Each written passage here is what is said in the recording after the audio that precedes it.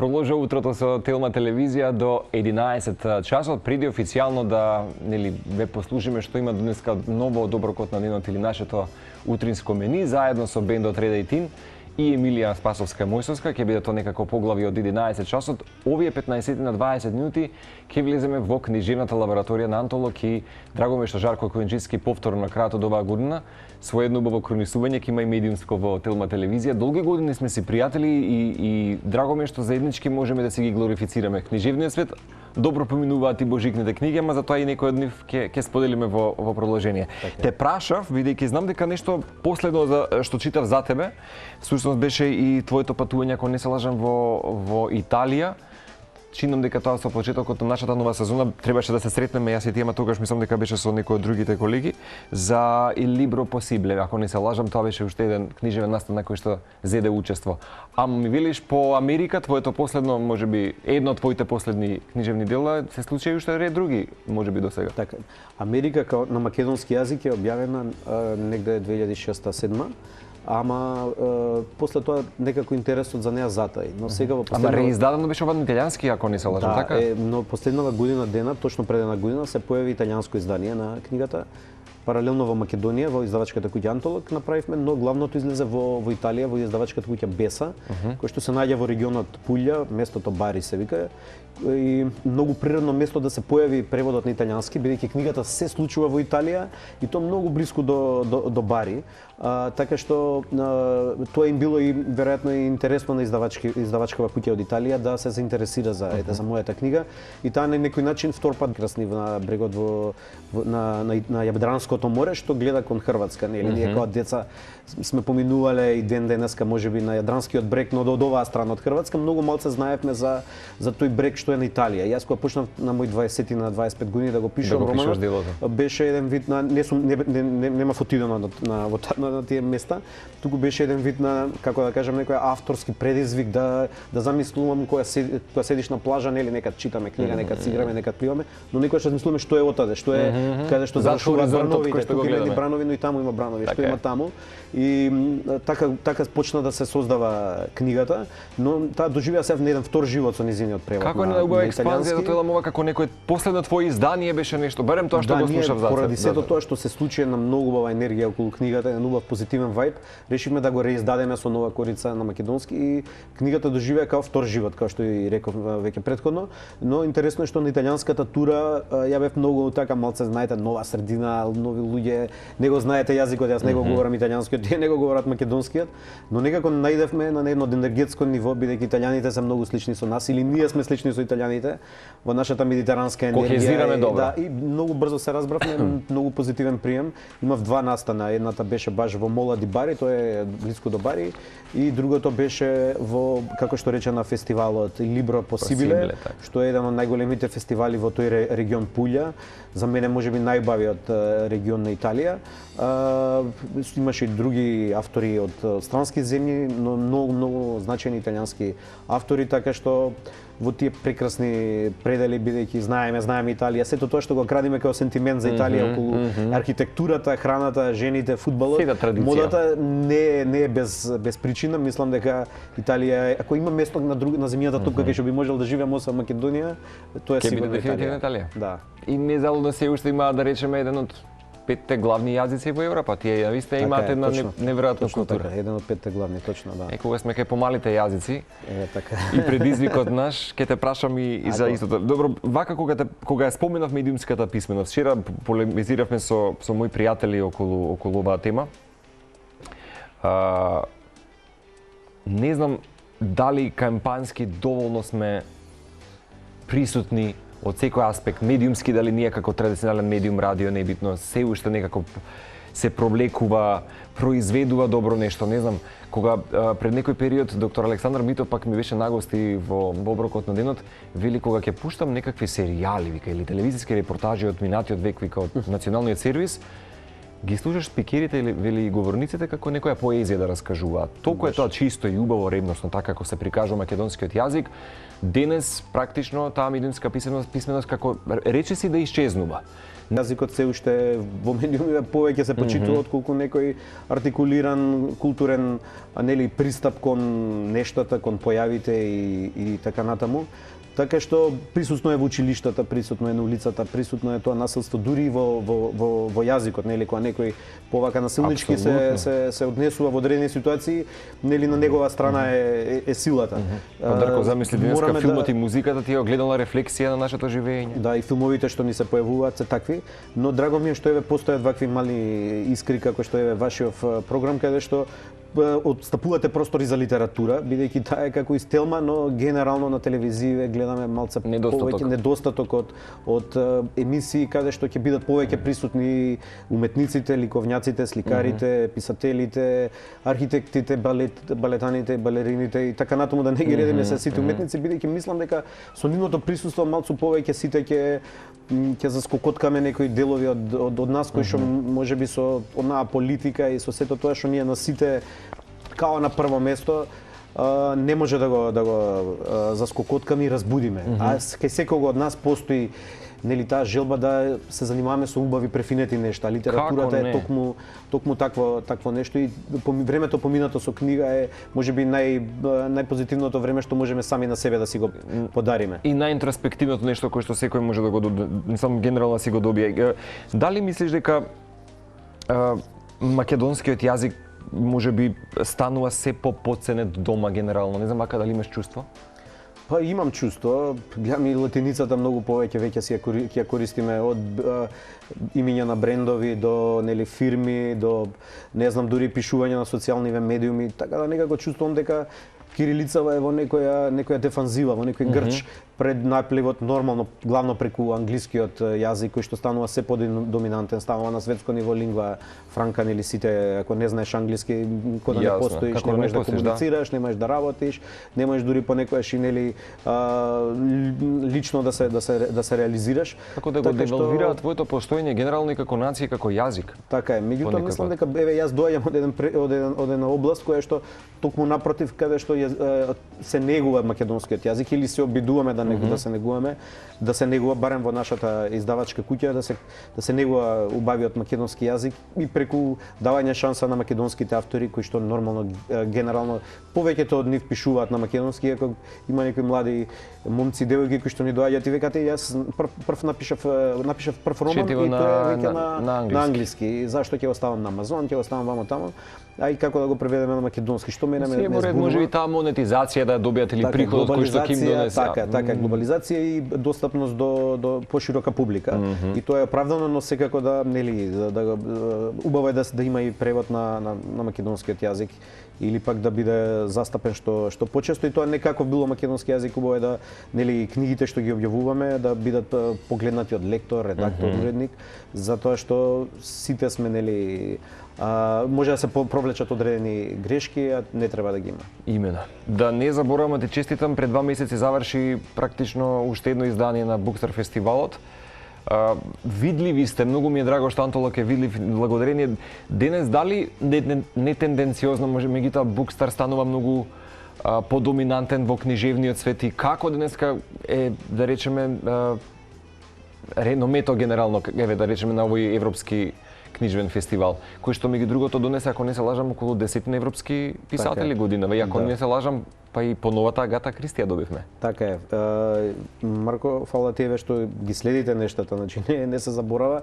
Некојаш ние што го работиме од оваа страна мислиме дека го забораваш процесот на создавање. Ета така, ама ние го обсервираме. Јавноста не го следи, но еве вие сте еден пример дека не е така.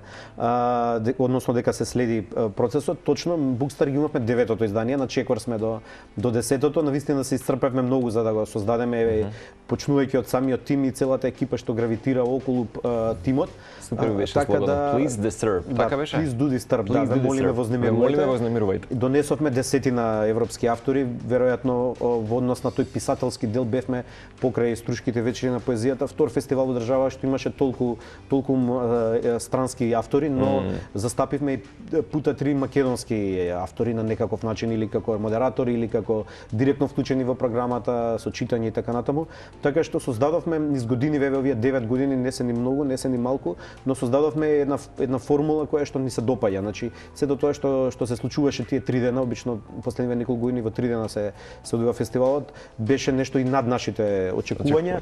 Не е тоа само наш впечаток и на публиката и пред се на гостите, кои што рекоа дека не само што е ова еден од фестивалите кои што сега го станува највидлив и на регионално ниво, на целата онаа поранешна или регионот поранешна Југославија, туку и на европско ниво станува еден стварно фестивал од светски маштаб, од програма, категорија, од гости, слободно ќе кажам. Да, до гости, до сето тоа што значи придружна програма, оф програма, нели. Така што се трудиме и тој ни е вака во издавачкава куќа Антолог, можеби број еден проект покрај се тоа што се вика книги, секако тие се на прво место. И редовно конзистентно издаваштво ваше. Фестивалот многу енергија и со многу ентузијазам се уште го правиме. Можем да кажем дека денеска ја доживува својата поинаква глорификација Букстар и популарност од некогаш? Апсолутно, да, мислам дека интересот станува поголем и од медиумите и од јавноста, затоа што навистина едно е да објавиш книга, што рече да ја пуштиш во некој маркет, акција, луѓето да се купат, меѓутоа друго е да тие луѓе ги заинтегрираш за некој автор кој што можеби не толку го познавале да дојдат, да слушнат, но мислам дека со тоа и самите ќе купат нешто, бидејќи секој од тие автори носи нешто автентично од некоја друга европска средина, некоја европска држава и понекогаш токму со размената на искуства и размисли се доаѓа и до некоја урека и за тоа што ние тука и како треба да биде тука. Имено. Јас само едно ќе посекам, чинам дека требаше, а поради самата пандемија и короната создаде ги инхибираше мал милион можеби некои проекти да се и не спречи да се реализираат. Почитување шведски писател Фредрик Бракман требаше да го имате, ако не се лажам. Да, беше најмен. Тој си има некои лични малци проблеми во смисла, сега тоа е модерно депресија, тој он тоа јавно го кажува и дека тоа сам ги слушал последните години му е многу изразено и осам творештвото и големи тури, например Соединетите Американски држави и тоа и таму кога не ги минува сите градови, него еден-два града ги откажува на европско тло, речиси да не патува, но редица други автори од Јуси Адлер Олсен до Софија Лундберг, до Евгени Водолазкин, годинава е спомната ти претходно Софи Кана, која што е новата Агата Кристи, која што е една од најблескавите звезди во книжевноста на Обединетото кралство, нема да кажам само Англија, но и Европа, бидејќи единствена одбрана од семејството на Агата Кристи да биде авторка која што ќе пишува нови продолженија со Херкул Поаро, романи продолженија со Херкул Поаро, што е прв пат во колку се 50 на години како што е почината. Така беше представена на Букстар. Така беше представена на Букстар и беше навистина огромно задоволство и обавезно сме обврзани да го ставиме и потписот на Агата Кристи покрај името на Софи Хана. Се смета како некој вид на коавторство. И верувам дека таа воопшто не се чувствува инфериорно, дека станува збор за потпрани на некои теми или од претходно. Не, апсолутно. Значи има многу автори, тоа се вика и ти ми посочи можеби дека некоја книга конкретно можеме да ја назначиме како книга на неделата, меѓутоа мислам дека се од ова што и во моментот гледаме, може да го најдат, ама ни донесе некој од четивата. Еве, ќе дискутираме за празничната акција. Смола од Ане Рил. Ретко се случува, нордискиве земји функционираат како некој вид на заедничка држава, таму сите Норвешка, Шведска и така натаму. Имаат некој посебен сензибилитет. Кога се појави, беше на тоа нордиско ниво, значи не норвешко, на нордиско ниво прогласена за книга роман на годината и доби сите можни награди, нели, домашен притвор, сакајќи да ја заштити од надворешниот свет, кај што вребаат пороци, зли луѓе и така натаму, но прави нешто друга негативна работа, нели, не можеме никој од нас, нели, секој од нас ако остане само дома плашејќи се за тоа што му се случува надвор во светот. Тогаш вистина ќе ја почувствуваме агорафобијата која што така која што за време на короната ја доживеавме, нели, сите. Така што ова е многу еден актуелен роман и прогласуваат за еден најдобрите романи. Така и он има и меѓународна, значи апсолутно признание оваа книга. Анрил и Смола. Така Уште некој би сакал возот од Самарканд, свежа вода за цвеќиња, тие се исто четива кои што... Еве, возот за Самарканд, тоа е книга која што е една од 8 новитети кои што заедно со Смола ми во еден ден на 15 декември, тоа беше нели пред неколку дена. Празничното книжевно одбројување. Да, така. Имавме направивме еден нов празник на книгата, така го нарекувме. Супер. Кога во ист ден направивме една убава прослава со сите наши автори, со работници во нашата книжарница Антолог во центар. 8 нови книги излегоа во продажба. Ни почна новогодишната акција за која што се надевам после ми спомена дека ќе зборнеме, така што еден навистина празник на книгата кога во еден ден толку многу книжевни настани и случувања ни се случија во еден ден.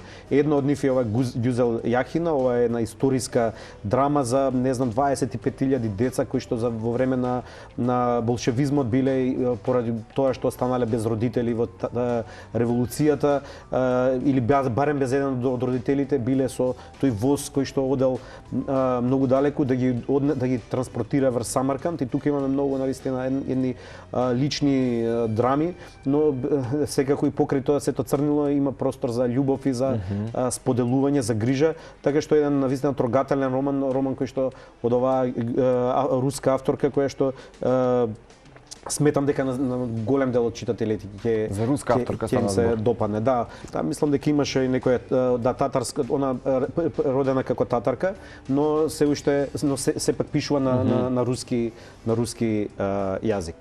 Супер.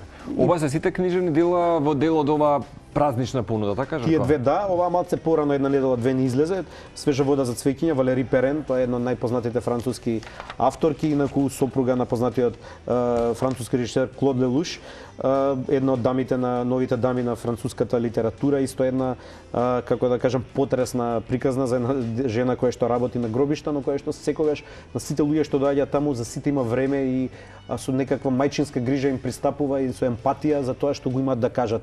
А нели сите кога одиме за жал на тоа место имаме нешто да кажеме кон починатите, кон себе си, кон луѓето со кои што не правиме муабет и така натаму и така натаму.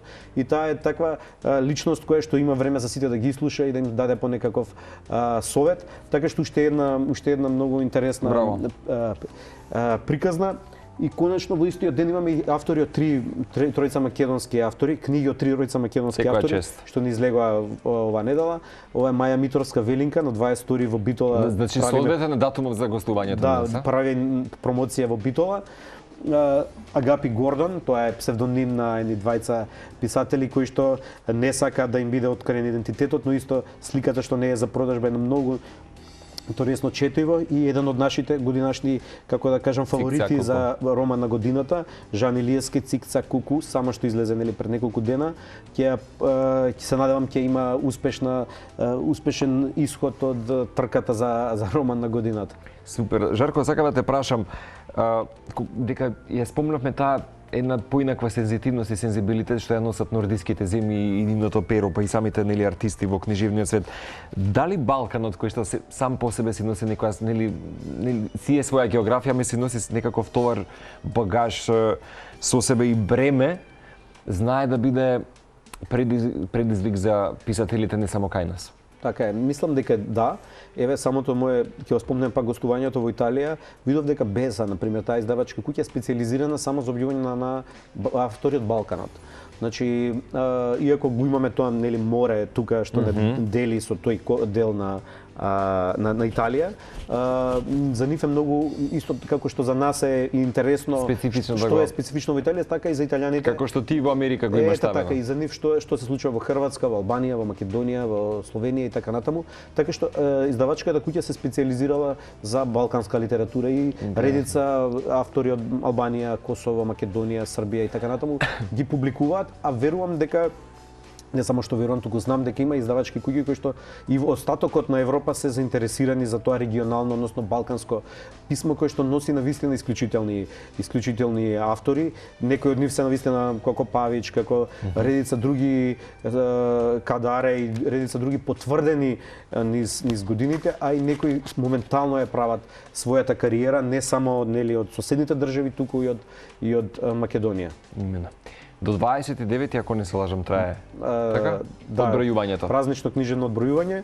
имаме до сега можеби најголеми попусти, најповолна понуда до 50%, затоа што сметаме дека ова е најубав период за купување на нови книги за себе и за другите, како се вика, луѓе, зошто кога исландјаните можат да ја прават секој декември таа поплава на книгите, каде буквално секој човек ако подари друго, подарува плюс и книга, зашто не можеме и ние македонците, така? Исланд ми е фасцинантна од секој аспект. Имаме, да. Практично вело дека секој втор граѓанин таму е и писател на некој свој начин. Бидејќи се мала, горе доле толку. Така му се фаќа, така му се фаќа. На број не сме натаму одиме и ние, натаму одиме и ние, и во бројот на луѓе, и во бројот на демографијата и статистиките, така е. За жал, нели, се случува, да речам, таков екзодус.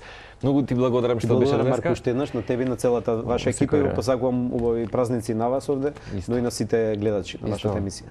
Се надевам дека ќе имаме уште многу работи кои што ќе ги хронисаме заедно. Како ќе почне Антолог годинава следна? Имате веќе некаков план за календарски? Имаме, ќе открием тука, значи ние сме издавачка куќа која што кога почна пред 20 на години, година инаку 25-ка ни се врти како година вака од основањето. Се занимававме многу со навистина само со, немавме трилери, немавме романси, имавме само класици. Некако прв почеток од годината сакаме back to roots, да се вратиме малце на корените, малце да објавиме редица класици кои што сметам дека ќе им се бендисат на нашите читатели. Како реобјавување ќе биде нешто? Нешто ќе биде реобјавување на голем дел и нови преводи. Јас одамна ние постојано имаме такви книги, не знам, Меша Селимовиќ правевме нови преводи, Кафка правиме нови преводи, затоа што или биле посредно објавувани пред кога биле објавени во екс Југославија, тогаш нели Социјалистичка република Македонија, или пак биле со некој анахрон јазик. Тоа за денешниот млад читател што треба како лектира да ја чита во средно.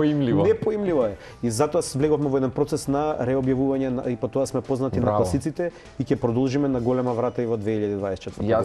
Јас се радам и на 25-ката искрено, така што ќе се гледаме. Ќе биде успешна година и сезона повторно за Утринска и Антолог.